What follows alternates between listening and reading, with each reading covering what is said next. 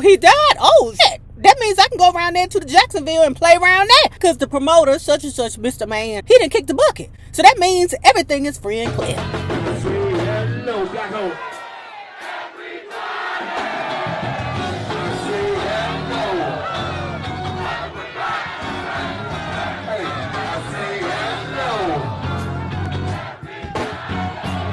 See this brother winning, man. Hey, hey, look, what is your win, babe?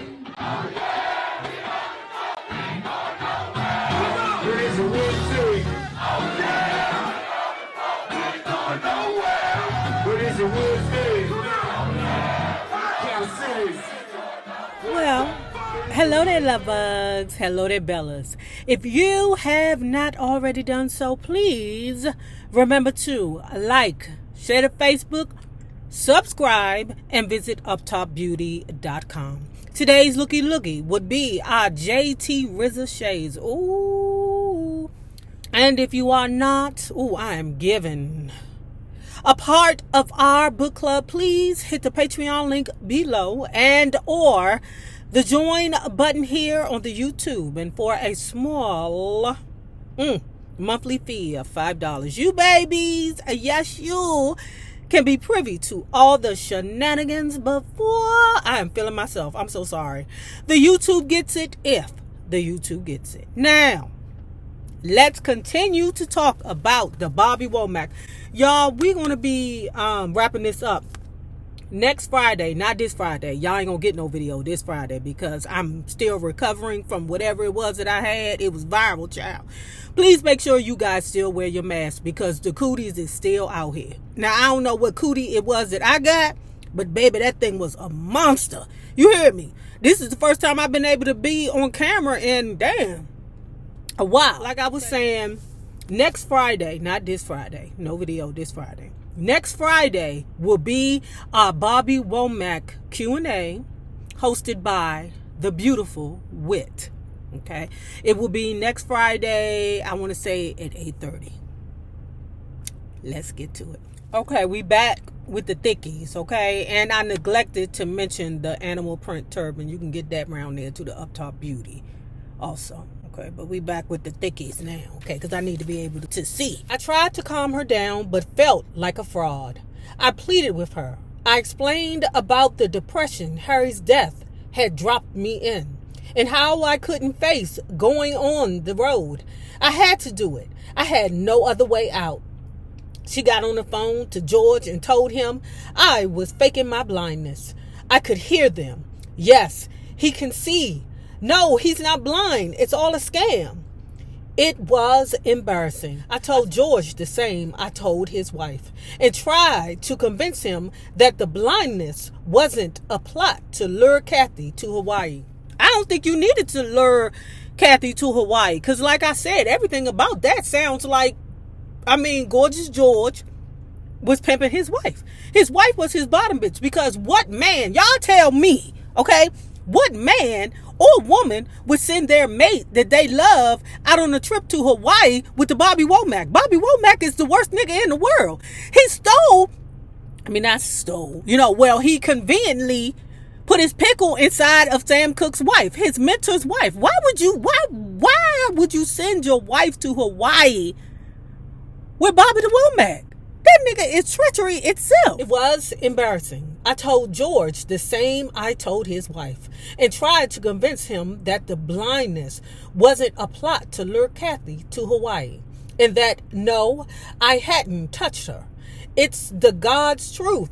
It's all because of Harry, I pleaded. But you ain't tell Gorgeous George that you was thinking about it and that you was watching her walk around naked. Why would that lady be walking around naked in front of Bobby the Womack? I don't care how blind you are.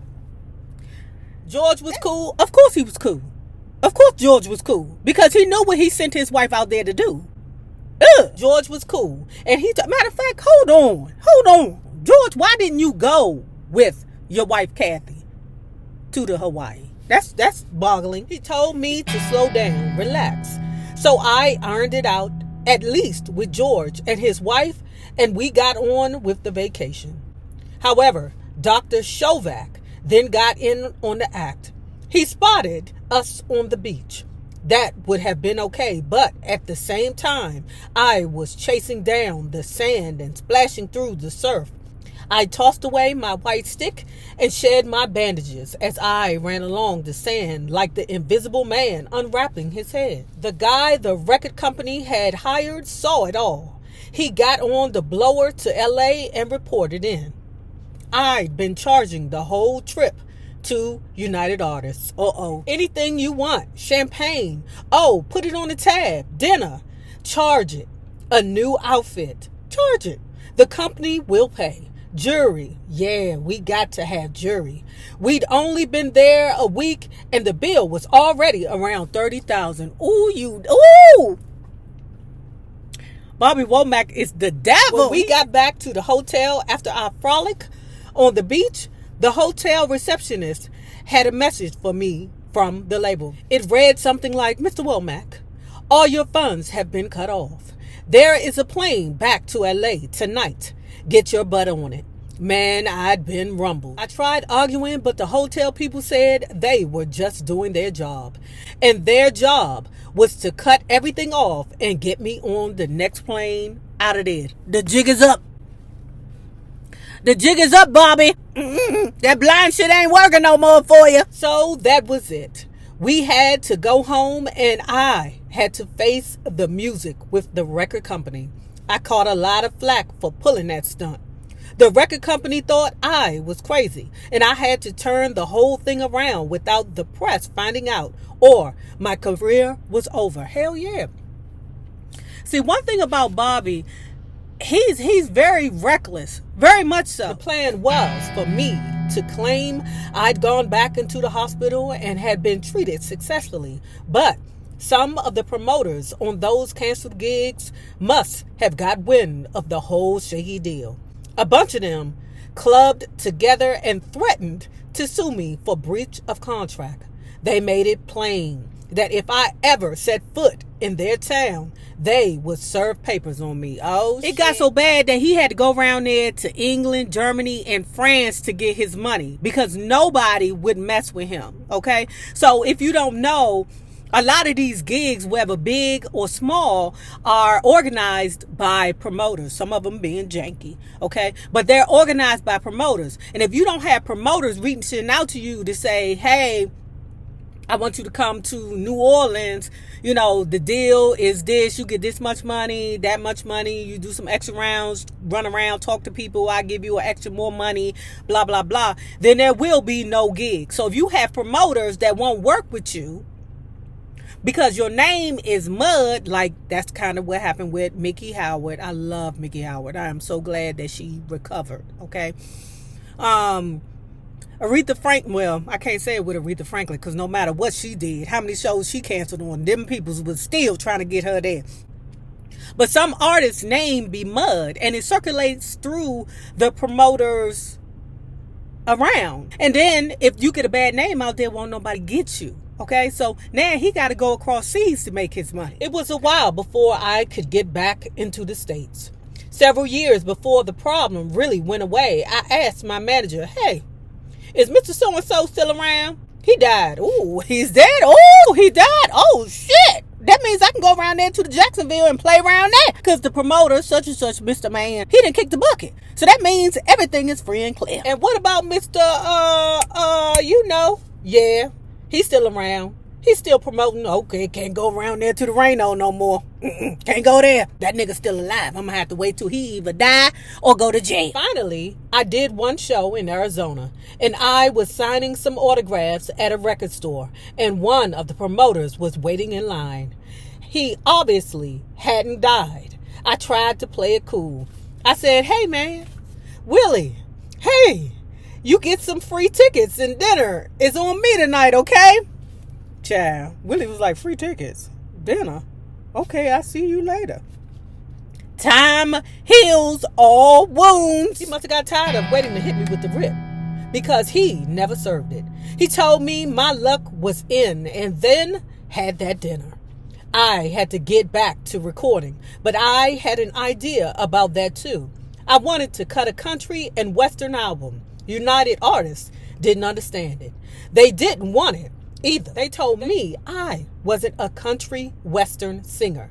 They thought I had been hanging with Sly too long. I said, well, that's the only album you're going to get, and I want all my brothers on it. So pause. Let me tell you something what you people don't know, okay? You know how I always be joking about, Dizzy Bras, they go around there and hunch the goddamn who's that? The NFL players, child. They come a dime a dozen. All right. They, what is that?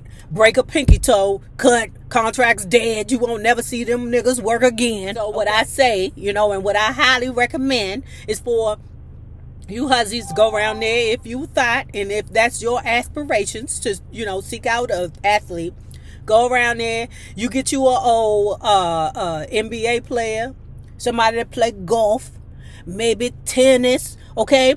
And if you really, really, really fine, like the Evelyn Lozando, okay, you get you a baseball player. Now, that is the greatest come up off the world. And some of you be like, baseball player? It ain't no sexy baseball player. Oh, yes, the hell it is. When you see how much money that them niggas make a year, plus they can play baseball until they fucking die. To the point I want to make, okay? Just like I tease y'all and I tell y'all, don't you ever mess with a rapper. Don't you mess with them, because it be here today, gone tomorrow. Beyonce basically got the only one that's making bread still 40, 50 years later, okay? But what you want to do, listen to me, girls, pay attention, come in close. Okay, what you want to do is get you one of them country western artists. Okay, I don't give a fuck if it's a male or female. That's what you want to do. You want to crawl into bed with one of them. And if you're going to trap a nigga or a bitch, you trap that kind, because don't no money grow like that country western money. Remember when crazy ass, what's her name? Damn. K. Michelle tried to go into country western? She knows. That's where the money is. It ain't that rap, baby. It ain't the R&B. It's definitely not the R&B. Okay, it could be pop, but the only thing more massive than all those genres put together is that country western. That's what you want to do. You're welcome. At that point, I had a lot of ambitions to do movie scores, play instrumentals, play jazz, a comedy album. I even had a crazy idea about opening up a barbecue restaurant on wheels, but no one wanted to back it. Ain't that a blip? It's food trucks all around this bitch. Bobby the Womack thought about this shit years ago. The years ago. Their attitude was, if you were cutting hit songs, why change the formula? Keep with the hits and don't worry about nothing else. I kept pressing with the C&W album. C&W was going to be big, and I wanted in on the ground floor, was my reasoning. Finally, they gave me the green light. It was just crazy. My father came out to sing on it. Had my brothers there too. That was one thing I'd always wanted to do. To have my father on the record. It was the only time we got the whole family together, which was what was so spiritual about it. I thought BW Goes C&W was a great album, great songs. I really sung my heart out. Then I told the label the name I had planned for the album. Step Aside, Charlie Pride, Give Another Nigga a Try. I don't know how that's going to work. I don't know how you could put that word nigger on an album and think that's going to be okay. Child, you're going to have the NAACP all over your black ass. But then again, Bobby Womack don't give a shit about nothing. Okay? He is so, impulsive. There was nothing spiritual in how the record company received that. That exploded. The president refused to put out an album with that kind of title. Naturally, the mostly white suits at the label had a big problem with the word ninja. Why have you got to use that word ninja? The execs asked. You know what's funny? What I've learned from being around white people? That word really does make some white people uncomfortable. It really does. I'm not talking about the dummies, who use it because they just dummies. Okay, I'm talking about the good ones. Like the ones that really appreciate us, who recognize us for being contributing factors to the United States of America. Those people. That word really makes them feel uncomfortable. Matter of fact, I had a white person to tell me, baby, why do you use that word? It's such an ugly word. I'm like, don't worry about it. You just don't use that goddamn word. Okay? And you'll survive. A brother can call another ninja a ninja. I explained you can't call him that, but I can because I'm one too. If all that wasn't bad enough, I was also getting grief from the Western actor Gene Autry because I had used his song, I'm Back in the Saddle Again, but corrupted the title to I'm Black in the Saddle Again. The singing cowboy called me to complain. He told me the song was close to his heart and he wouldn't tolerate me using it the way I wanted. He took out a lawsuit and threatened to sue me to the end of the world if I used his song like that. The label and everyone else thought I was mocking him. The label finally talked me out of the album title, told me they would never go for it and would fight me tooth and nail. Somebody came up with BW goes CNW, as in Bobby Womack goes country and western. Label president Mike Stewart asked, is that going to kill you, Bobby? I reckon no. Okay, man, F it. Then he told me, oh, by the way, we're selling your contract. Ooh, they sick of your ass to Bobby.